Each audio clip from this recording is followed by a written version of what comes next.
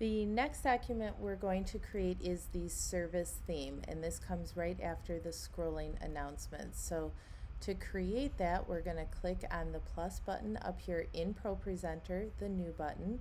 The naming convention we're going to use is the year, the month, the date, and service theme. Okay, we're going to make sure that the size is 1920 by 1080 and create new.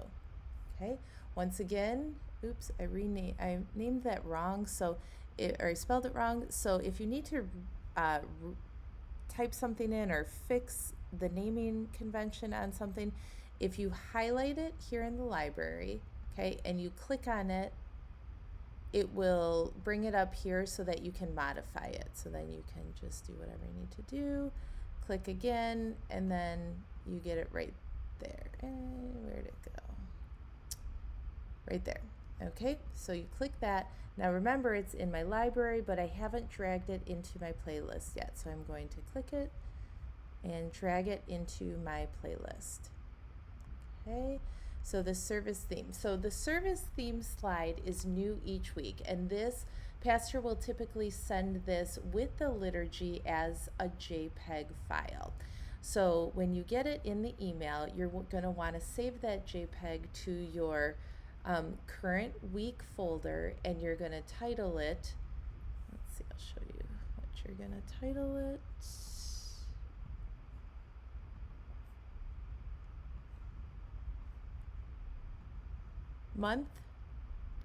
Year, month, date, service theme. And there's where it is right there. Okay, now what you're going to do is you're going to find that, and you're just going to drag it and place it right on top of the slide. Okay, and I already exist because I've done this already, but just to show you. And so there it is. Okay, now when you click on it, it'll show you what it looks like in this screen over here. Okay, and now we're going to make sure that we add the correct cues, and the cues tell ProPresenter how to treat the slide and how it's going to be displayed on the screens.